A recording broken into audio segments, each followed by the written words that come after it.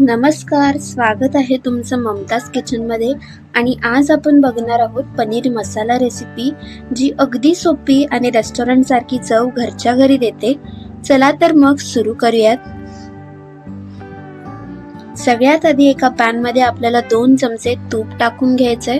त्यानंतर त्यामध्ये आपले जे पनीरचे पीसेस आहेत ते आपण ऍड करणार आहोत.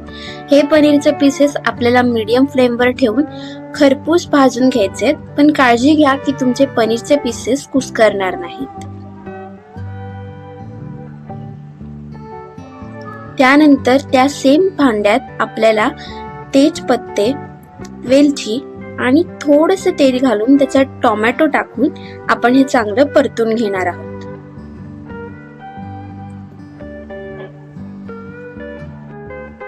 मी आता इथे बदाम वापरले आहेत. तुम्ही बदामाच्या ऐवजी काजू देखील वापरू शकता.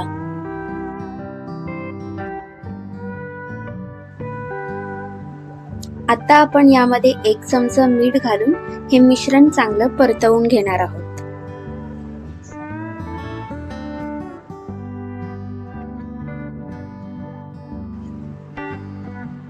आता यामध्ये काश्मीरी मिरची पावडर, धना पावडर आणि जिरं घालून हे मिश्रण चांगलं असं ढवळून घेणार आहोत. जोपर्यंत टोमॅटो पूर्णपणे स्मॅश होत नाही तोपर्यंत आपलं हे मिश्रण मीडियम फ्लेमवर ठेवून परतवत राहायचंय आणि नंतर मिक्सरमध्ये लावून याची पेस्ट बनवून घ्यायची. मिक्सरमध्ये लावताना यातले तेजपत्ते बाहेर काढून ठेवायचे. हे बघा, आपलं हे मिश्रण असं चांगलं गुळगुळीत दिसलं पाहिजे, मगच आपलं हे मिश्रण मिक्सर मध्ये लावण्यासाठी रेडी आहे. आता सेम पॅन मध्ये आपल्याला 1 चमचा तूप घालून घ्यायचंय. त्याबरोबरच थोडंसं तेल देखील घालून घ्यायचंय. जर तुम्हाला खडे मसाल्याची चव जास्त आवडत असेल तरच तुम्ही यात वेलची घाला, कारण आपण ऑलरेडी आपल्या वाटणामध्ये वेलची वापरली आहे. त्याचबरोबर यामध्ये जिरं देखील घालून घ्यायचंय आणि सोबतच 1 चमचा काश्मीरी मिरची पावडर देखील घालून घ्यायची आहे.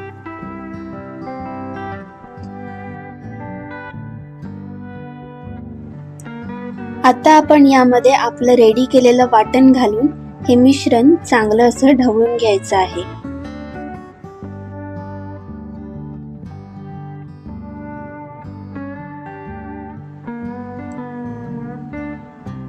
त्यामध्ये 2 चमचे गरम मसाला आणि 1 चमचा मीठ देखील घालून घ्यायचं आहे.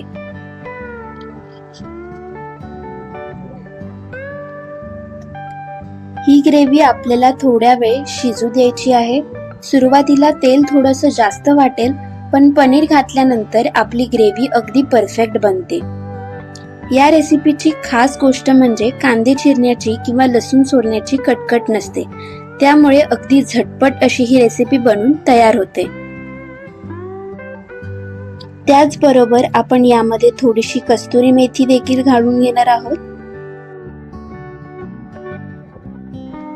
हे असे एकदा बुडबुडे दिसायला लागले की आपले जे टॉस केलेले पनीर आहेत ते यामध्ये घालून घ्यायचे आहेत आणि आपली ग्रेव्ही चांगली अशी ढवळून घ्यायची आहे.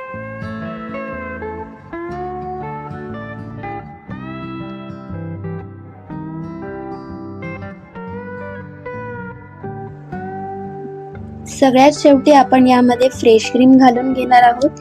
मी इथे अमूलची फ्रेश क्रीम वापरली आहे. जर फ्रेश क्रीम नसेलच तर तुम्ही ही स्किप देखील करू शकता. आपली ही ग्रेव्ही काही झालं तरी सुद्धा अगदी चविष्ट लागणार. तर अशी ही रेसिपी पनीर मसाल्याची तयार आहे. जर तुम्हाला हा व्हिडिओ आवडला असेल तर चॅनलला सबस्क्राईब करायला विसरू नका.